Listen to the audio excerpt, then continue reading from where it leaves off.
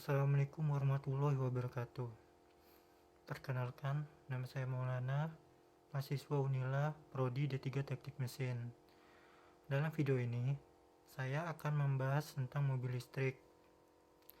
Di video ini akan terangkum tentang apa itu mobil listrik, sejarah mobil listrik, dan komponen-komponen dari mobil listrik. Pengenalan mobil listrik. Mobil listrik adalah mobil yang digerakkan dengan motor listrik, menggunakan energi listrik yang disimpan dalam baterai atau tempat penyimpanan energi lainnya.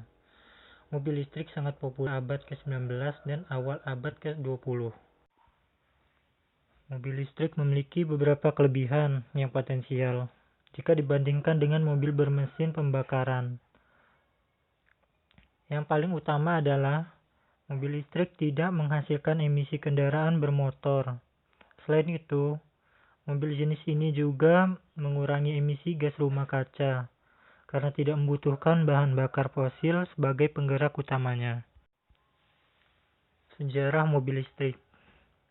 Pada tahun 1832, seorang pria asal Inggris bernama Robert Anderson mengembangkan sebuah mobil roda 3 menggunakan baterai listrik.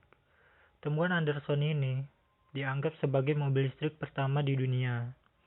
Akhir abad ke-18 di Amerika, mobil listrik buatan William Morrison yang dikenal sebagai ahli kimia sukses memulai debutnya pada tahun 1890. Kendaraan buatannya mampu menampung hingga 6 orang penumpang dan melaju dengan kecepatan 22 km per jam. Indonesia tidak ketinggalan mengambil bagian dalam produksi mobil listrik, walaupun masih berupa purwa-rupa.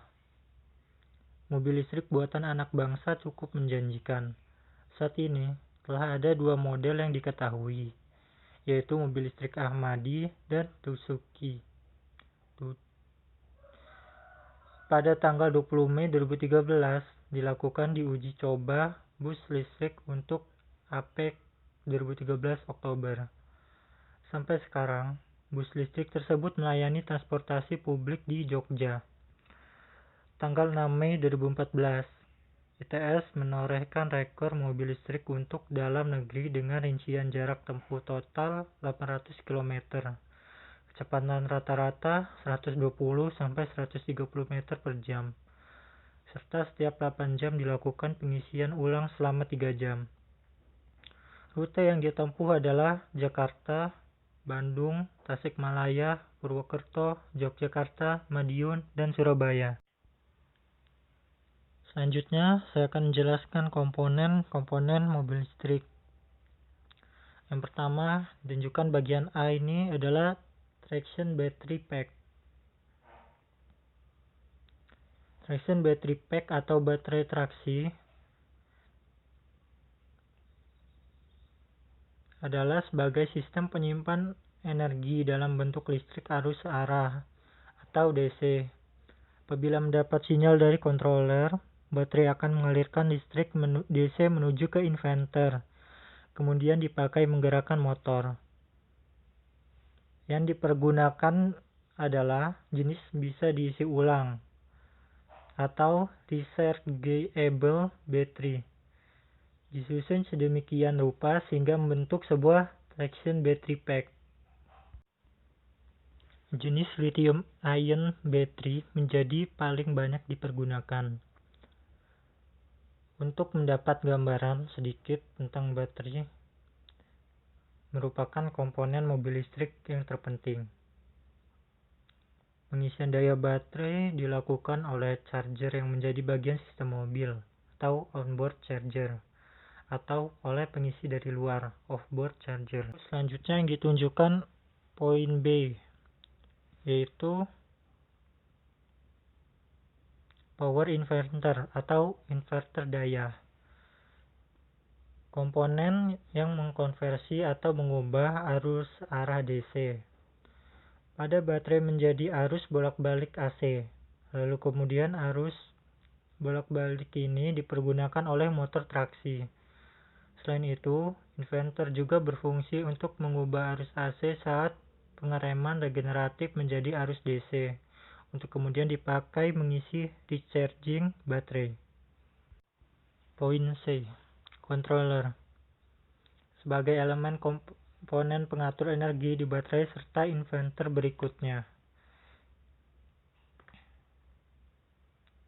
Disalurkan ke motor traksi, sedangkan controller sendiri mendapat input utama dari pedal mobil yang diatur pengendara. Poin D. Motor traksi. Karena controller memberi daya dari baterai traksi, motor traksi untuk mobil listrik akan bekerja memutar transmisi dan roda. Beberapa mobil hybrid menggunakan jenis generator motor yang melakukan fungsi sebagai penggerak dan regenerasi. Poin E. Charger. Fungsinya sebagai komponen peralatan pengisi ulang daya baterai. Charger mengubah listrik AC menjadi DC, lalu disimpan di dalam baterai. Ada dua tipe charger mobil, yaitu onboard charger. Charger berada dan terpasang di mobil. Yang kedua, off-board charger. Charger tidak berada atau tidak terpasang bersama mobil. Poin F. Transmission. Transmisi mentransfer daya mekanis dari motor traksi listrik untuk menggerakkan roda. Poin G. DC converter atau konverter DC. Komponen elemen mobil listrik berikut mengubah daya listrik DC bertegangan lebih tinggi dan traction baterai peak menjadi bertegangan rendah lebih rendah, yang diperlukan menjalankan aksesori mobil berikut mengisi ulang baterai tambahan. Auxiliary battery. Poin H. Komponen baterai tambahan adalah sumber listrik auxiliary. Fungsinya untuk menyediakan daya untuk keperluan aksesori mobil, seperti alarm, wiper, serta lainnya. Poin I. Thermal system cooling atau sistem pendinginan. Sistem pendingin atau komponen fungsinya mempertahankan kisaran suhu operasi yang sesuai untuk mesin. Poin J. Charger port atau port pengisian daya.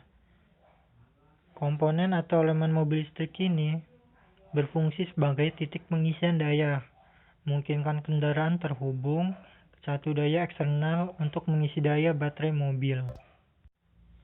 Berdasarkan penjelasan di atas, dapat kita ambil kesimpulan, mobil listrik merupakan suatu motivasi teknologi, yaitu dalam bidang transportasi, yang sangat bermanfaat dalam mengurangi penggunaan bahan bakar fosil.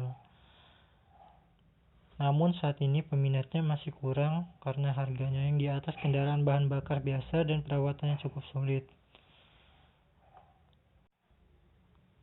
Namun hal tersebut dapat diatasi jika kita dapat menemukan motivasi baru yang membuat orang berminat untuk menggunakan mobil listrik. Ini semua dilakukan demi menjaga bumi agar tetap bertahan dan demi kelangsungan. Sekian pembahasan yang lebih baik. Listrik. Semoga bermanfaat. Saya ucapkan terima kasih. Wassalamualaikum warahmatullahi wabarakatuh.